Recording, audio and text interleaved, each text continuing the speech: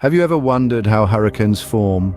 These colossal acts of nature, termed hurricanes, are not merely gusts of wind and rain. They are complex, incredibly powerful weather systems that can cause immense destruction to both human society and the environment.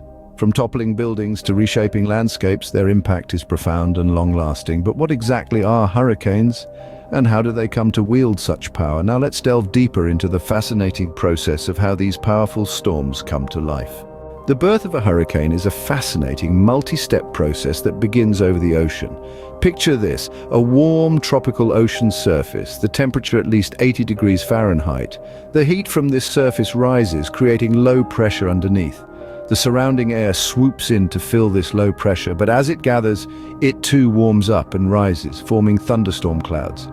Now we have our first stage, the tropical disturbance. This disturbance intensifies into a tropical depression as the thunderstorm clouds merge, creating a cyclonic effect with winds up to 38 miles per hour.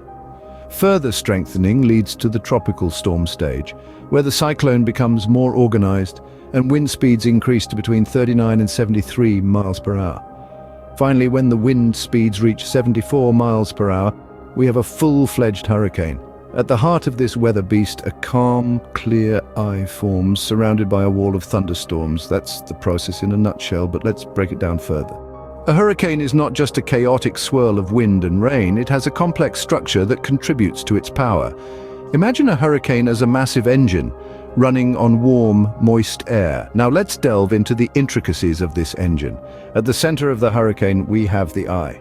A calm, clear zone, typically 20 to 40 miles wide. It's the deceptive calm before the storm, surrounded by the hurricane's most destructive region, the eye wall. This area houses the strongest winds, sometimes reaching speeds of up to 200 miles per hour. Beyond the eye wall, we find spiraling bands of thunderstorms known as rain bands. These bands, extending hundreds of miles from the hurricane's center, can produce heavy rain and sometimes tornadoes. Each part, the eye wall, and the rain bands, plays a unique role in the hurricane's dynamics.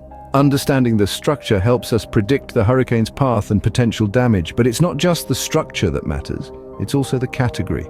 Hurricanes are categorized based on their wind speed, and this category can give us an idea of the potential damage. The Saffir-Simpson Hurricane Wind Scale is the standard for this, ranging from Category 1 to Category 5. A Category 1, with winds from 74 to 95 miles per hour, can cause some damage, while a Category 5, with winds over 157 miles per hour, can result in catastrophic damage. Let's take a look at some examples. Hurricane Katrina, which struck in 2005, was a Category 5 hurricane at its peak intensity. The storm caused devastating damage along the Gulf Coast, particularly in New Orleans. Another example is Hurricane Harvey, a Category 4 storm, which hit Texas in 2017 and caused significant flooding, particularly in Houston. These examples remind us of the importance of being prepared and understanding hurricane safety. When it comes to hurricanes, knowledge is power and preparation can save lives.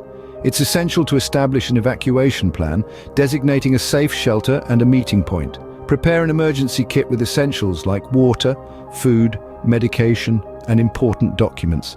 Stay informed about the hurricane's path, updates from local authorities, and heed evacuation orders promptly. Remember, understanding hurricanes and being prepared can make all the difference. Stay safe out there.